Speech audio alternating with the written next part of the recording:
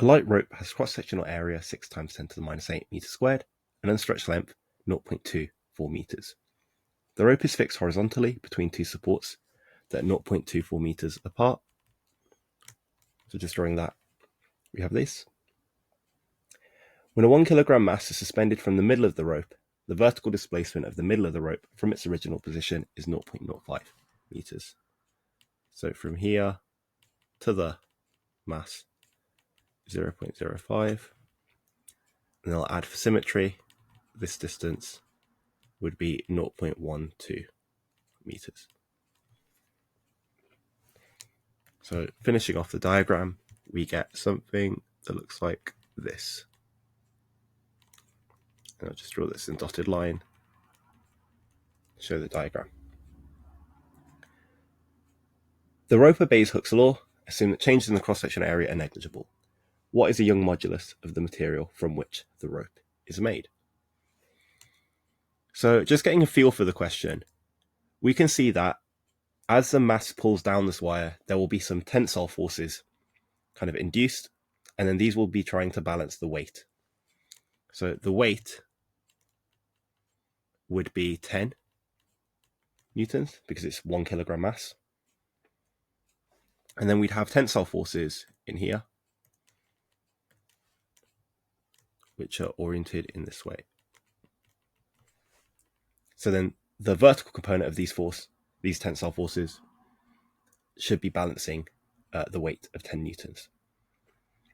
So how do we get the Young modulus? Well, the Young modulus E would equal the tension over the area, 6 times 10 to the minus 8 meters squared, over the strain, which is the extension of the wire, over the natural length of the wire, which is 0.24 meters. So we just need to get the tension and the extension of the wire. So I think it'd be easier to work with the extension first. So we just need to work out what the actual length of this wire is. So if you notice, this wire makes a triangle, or at least this half section of it does. And then this would be 0.05, this would be 0.12. And for those who are familiar with their Pythagorean triples, we should get 0.13, because this is just a 5, 12, 13 Pythagorean triple. So yeah, 12 squared add 5 squared equals 13 squared. So the length of the wire is 0.13 meters here, and then 0.13 meters here. So that is 0.26 meters is the new length, and the original length was 0.24. So the extension, delta L, equals 0.02 meters. Now we just need to get the tension. As mentioned earlier, this tension would be balancing gravity, or balancing the weight, I should say. So if we drew a force projection triangle for this tension, T, the sine theta component of T would be balancing the weight. So this is T sine theta, where this is theta. And then the other tension would also be helping.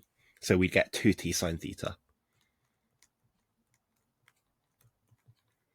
equals 10 newtons. Now sine theta, looking at this triangle, connecting here, we'd have 0.05 as the opposite side and 0.13 as the hypotenuse. So we would just get 2T times 5 over 13 equals 10 newtons. Noticing 2 and 5 cancel out with 10, then T must equal 13 newtons. So now we've got the tension is 13 newtons. So if we put this in our equation for the Young modulus and rearrange some things, we get that E equals the tension of 13 newtons times the original length, which is 0.24 meters, over the area, which is 6 times 10 to the minus 8 meters squared, times the extension, which is 0.02 meters.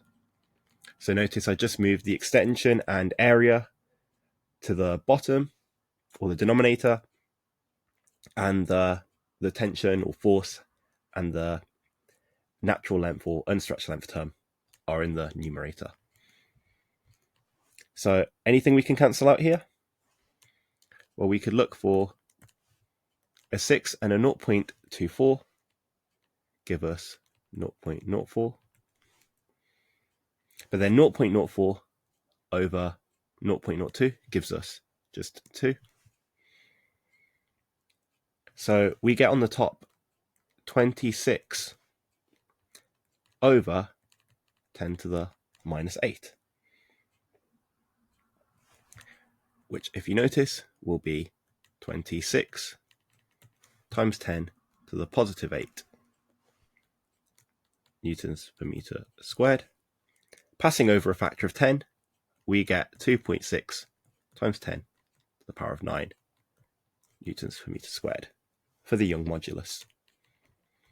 So that answer is F.